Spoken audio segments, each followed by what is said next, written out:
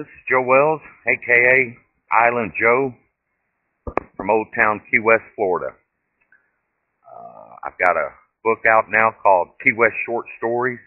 The two short stories in this book are Plane Crash in Key West and Her Last 7 Days in Key West. What I'm going to read to you now is Chapter 1 from Her Last 7 Days in Key West. I hope you enjoy it. If you make it to the island, you can ask most locals where to find Island Joe. Chapter 1, Day 1. Doug, can you get me a glass of wine? Can I, or will I, are two different things. Ruth smiled. Playing hardball? Doug smiled back. You shouldn't drink. That's a matter of opinion, Ruth reminded him. You've been there for most everything, which I have not, and for this I'm very sorry. Ruth's tone in her voice was very soothing and forgiving. Now don't start feeling guilty again. We've been over that 100 times. Doug smiled in a thankful manner. I know, but it still hurts my soul. It's late in life for us to have regrets, and time is short. For me, that's easier said than done. Continuing to speak with her soothing voice, Ruth kept a smile on her face.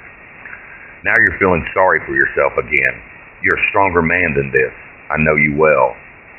Doug lowered his head slightly and tried not to show the tears he was fighting back. Perhaps you're right, but it still hurts deep inside. I feel it in my bones. Ruth knew her husband well. Look up. Do you not see how far we have come together?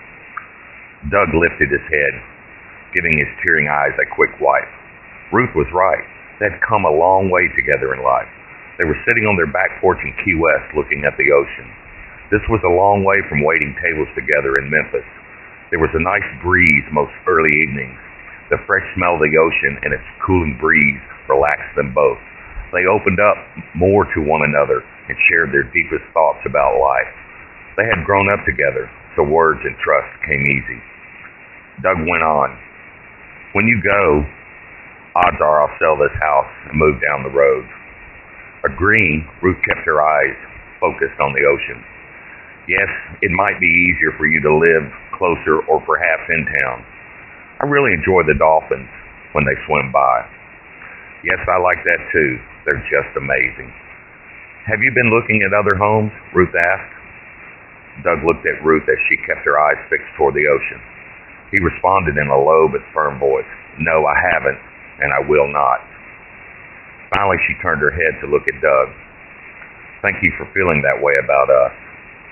Then she changed the subject. Remember the time you told me about getting your great-grandmother, the one you called Big Mama, a beer when she was not supposed to have one? Laughing, Doug turned his head toward the ocean. The serenity of the ocean helped them both to reflect. Yes, I do, and man, did I get an ass chewing from my papaw. How many colors do you see in the ocean this evening? Pausing for a moment to focus on the waters, Doug said, I see 3 also. Great eyes see alike. Now tell me the story about your Big Mama, Ruth insisted. Doug had grown up mainly at his Mama and Papa's house in a town of about 300 in Arkansas. They were not poor, but things did get thin on occasions. However, there was always plenty of love and food in the house. Big Mama was the mother of Doug's Papa. They moved her from Alabama after all that her other relatives had died. She had become old, was no longer able to care for herself. She had always been good to Doug.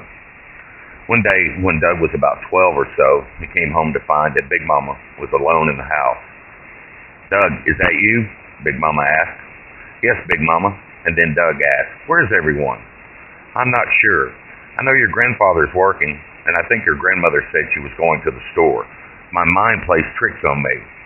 I sometimes forget things. Doug smiled and sat next to his grandmother. How old are you now, Big Mama? I am old. Yes, I can see that, Big Mama. Easy there, young man. I'm still not so old that I can't put you across my knee. Still smiling, Doug put his arm around her shoulders. He gave her a gentle hug. I believe this to be true. Big Mama looked at Doug. He had grown tall at an early age, and she only stood about 5'2" at that. She laughed. Remember the time I washed her mouth out with soap for using bad words? How could I forget? I blew bubbles out of my mouth for a week. Big Mama continued looking up at Doug. I'm 90 years old, and I don't have a lot of time left on the earth. Please don't talk that way, Big Mama. A fact is a fact. Never be afraid to accept facts in life. This will help you live a little more worry-free and perhaps a little longer. Then she patted him on the leg, which offered a little reassurance. Doug smiled and responded, You've always talked to me straight, and I am thankful to you for this fact. One fact you must accept is that I am on my last leg. He dropped his head. A sad feeling overtook his body. Please don't talk that way. Now, Doug, you weren't raised to be a crybaby, so keep your chin up. If I died in a car wreck, then I would understand that you would feel sad. But I'm old and will die soon. That is a fact you must accept, and no one can change it. Not even the best doctors in the world can change this fact. Doug lifted his head and turned to look at his great-grandmother. Yes, I know this to be true, but I think I'm so sad because I will miss you. I will miss these talks we're having right now. You've always treated me good and told me like it is in life. I'm tired, Doug. My body is tired. The doctors have me on so many different pills, I'm not sure how I'm supposed to feel. It is very confusing to me. Still looking at his Big Mama, Doug showed little facial expression. I don't know what to say or do, but I'll do anything I can. I'm happy you made me this offer. Now go to the kitchen and get me a beer. Doug answered quickly in a sarcastic tone in his voice. Yeah, right, I'll be right back. Big Mama had a short fuse. Don't talk back to me, boy. What's your tone with me? I'm not dead yet. He relaxed his tone of voice as he responded to his Big Mama's demand. I realize that, but I don't wish to be the one to put the nails in your coffin. She acknowledged the change in his tone of voice. That's more like it. Until I'm gone, I am the boss of this family. Yes, Big Mama, I understand. She continued with her orders. Now go get me a beer. Doug shook his head in disgust. I'm afraid to do that. Besides, like you said, you're taking so many different pills, you might not be able to handle a beer. I rode a covered wagon halfway across this country when I was a kid. I have seen many come and many go, but today is not my time to go, so you go get me a beer. A little fear could be heard in Doug's voice. I'm afraid. If something were to happen to you, and if Papaw find out, I might not live through the day.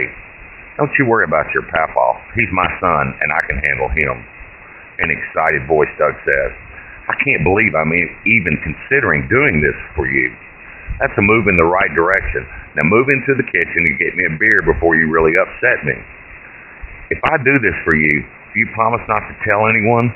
Doug questioned Big Mama. I will not let anyone harm you, I promise. He stood and paced around the living room. He walked over to the front door and looked out to see if anyone was coming home. He was not so much worried about his mamaw, but his papaw would be a whole different story. Doug made another circle around the room. He stopped to look out the window again. On his next trip by the couch where Big Mama sat, she asked him a question. Are you a chicken shit? Doug knew his great-grandmother had a foul mouth. He remembered his visits to her home in Birmingham when she played poker, drank beer, and cussed like a sailor. No, I'm not, and you know it. I'll never back down in my life. Doug played into her request and headed toward the kitchen. Once in the kitchen, he looked out the back window. Papaw had an old shop out in the backyard where he liked to work on his old cars. He would fix them up and sell them from time to time. Doug wanted to make sure that he was not blindsided with his papaw coming in the back door. He stood there and began daydreaming about not only what his papaw might say, but what he might do to him. And then he was awakened from his daydream. Doug, what's taking so long? He did not answer. Again, he heard his Big Mama's voice. Doug, can you hear me? Where's my beer? I wish to have it today, please. Doug still not respond. He walked over to the refrigerator. Just as he opened it, he saw 4 bottles of beer. His papaw was not a big drinker. He would only have one beer from time to time after work, so Doug knew that his grandfather would know if one of his beers was missing. He thought if he did this task for Big Mama, then there was no way it would go unnoticed. But he had committed. Chills ran up and down his spine as he envisioned Big Mama taking a drink of the cold beer and then falling over dead because it did not mix with the medicine the doctors were giving her. What would happen to him for doing this deed? But he was still committed, so he took a bottle of beer from the refrigerator and headed back toward the living room. As Doug entered the living room, he saw a smile come over Big Mama's face when she saw the bottle of cold beer. He handed it to her. "Thank you, but my teeth aren't as strong as they used to be, so you'll need to take the top off for me." Doug just looked at her small, frail body as she held that bottle of beer. Again, he saw the vision of her falling over dead after she took one sip. "Oh, I'm sorry." She handed him the bottle so he would open it. She said, "Nice try. Think of it this way. The sooner you open it, the sooner it'll be gone." For some strange reason, that made sense to Doug. So as requested, he opened the beer and handed it back to Big Mama. He just stood and stared as she took her first sip. "Man, is that good. It's been a while since I've had a nice cold beer." Smiling ear to ear, she said, "You've done right by me. I knew I could count on you. No one else would do this for me." Quickly, Doug asked, "What do you mean, no one else?" "Yes, I begged your two uncles, and they refused." This just kept getting worse in Doug's head. He could only see doom in his near future. "You need to drink that down, Big Mama, so I can get rid of the bottle." Then he turned and walked to the front door and kept a lookout for anyone who might be coming home. He looked out the window, then he looked back at Big Mama. She sat so happily holding her beer and sipping it slowly. A thrashing might be worth it. She was dying, she knew it, she accepted it, and no one could stop it. Doug remembered thinking that he hoped that when his time came, he would have this same strength as his Big Mama to accept death. For Doug, it seemed like hours before Big Mama finished the beer. Finally, he took the empty bottle from his great-grandmother and headed to the kitchen. He was relieved the ordeal was over. Then, just as Doug was about to bury the empty beer bottle deep in the trash can by the back door, his grandfather, Buddy, in full uniform, walked through the door. Buddy worked for the sheriff's department. He was a fair man, but in his starched police uniform, complete with his badge and a very noticeable large caliber pistol, he was very intimidating. Buddy spoke first. "Have you been stealing my beer?" "No, sir." "Then you'll not mind explaining the empty beer bottle in your hand." As Doug continued the motion of placing the beer bottle in the trash can, Buddy took the bottle and placed it on the kitchen table. "Doug, I'm waiting for your answer," he said as he sat down in his chair at the head of the table and motioned with his head for Doug to take a seat. Doug sat down, but still did not answer his grandfather. His grandfather spoke again, and this time he spoke even firmer. "I'll ask again, and only once. Tell me about this bottle." Doug complied. "I didn't drink it, I promise." "Then someone did, that's for sure." Doug knew the truth would come out sooner or later, so he saw no point in beating around the bush. "I gave it to Big Mama." Standing, Buddy looked down at Doug. "You wait here." Then he went into the living room to check on his mother. A few minutes later, Buddy returned to the kitchen and sat back down. "You know you could have killed your great-grandmother? I'm sorry. She's taking so many different pills that the doctors have given her, and no one knows what the alcohol could do in her system. She begged me, Papa," Doug said. "She tricked me. I'm not sure how, but I fought it all the way." Buddy stood again. "You wait here and think about what you've done. You think about what could have happened. Do you understand me?" "Yes, sir."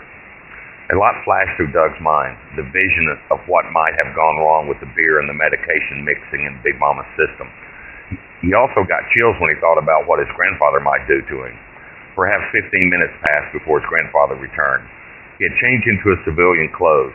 He walked over to the refrigerator and took out a beer before returning to his seat at the head of the table. Once he was seated, he opened his beer and took a sip from the chilled bottle. "I'm very disappointed in you. You're smarter than this, or at least I thought so," Doug replied. "I'm very sorry." "As well as you should be. Where's your grandmother?" "She wasn't here when I got home," Doug told his grandfather. "I'll deal with her later. I left instructions for my mother never to be left alone." Doug said in silence. He knew this was not over. "There'll have to be some punishment for this. Do you realize that?" "Yes, sir." "I'll have to think about it, but it will happen." Doug looked his grandfather in the eyes. "I understand. I like the fact that you're not afraid to look me in the eyes. This shows me a sign that you're becoming a man and that you're not afraid to accept your punishment. But this is not over. Your punishment will come in due time." "I understand, Papa. What I did was wrong. I could have shortened Big Mama's life. But the way she said it to me made sense. She told me no amount of medicine could stop what was coming her way." Buddy paused and took a sip of his beer. "She talked to you about death?" "Yes, sir." "How does she feel about it?" Doug sat back and relaxed a little in his chair. He felt for the moment he was safe. I think she has accepted the fact that her time with us is coming to a close. I think she's made peace with it. A lighter look came across his grandfather's face. That took a lot from a young man to have that conversation. No one has gotten her to open up about dying, not me, the doctors, or even the preacher. She just started talking to me. I asked nothing. What I'm saying is this is a good thing, which has just happened. Perhaps I should have given her a beer when she asked. Her time is short, maybe 2 weeks on the outside. Doug fought back the tears in his eyes. I'm very sorry for what I have done. What you did today was very wrong. But perhaps there is a bright side to this incident, Buddy said as he looked over at Doug with just a slight smile showing on his face. What is that, Papaw? At least now we know that she will go in peace. Now you go play, and we'll talk about this again soon. Doug was awakened from his reflection of the past by Ruth. I just love that story. It shows how strong Big Mama was at the time of her death. How long did she live after you gave her the beer? Doug looked away from the ocean to find Ruth's eyes. About 2 weeks. Mama was there with her. She told us that Big Mama was getting up from the couch and just fell across the coffee table dead. So the beer did not kill her? Doug smiled and looked back at the ocean. No, and lucky for me. I'm going to be strong like your great-grandmother. Now go get me a glass of wine. Make sure and open a fresh bottle. Doug turned to look back over at Ruth. You've always been smarter than I've been. I'm really going to miss you. Then he stood and headed to the kitchen. A few minutes later, he returned with a glass of wine and set it down next to her. Lean down here, she told Doug. And she gave him a kiss on the cheek. I love you. I've just read chapter 1 from my short story, Her Last 7 Days in Key West, which is included in my book, Key West Short Stories, along with Plane Crash in Key West. You can visit our website at islandjoescoffee.com for more information. We also offer this book and my other books in ebook at Barnes & Noble for Nook and Amazon for Kindle. I hope you enjoyed it, and I hope to see you on the island. Have a good one.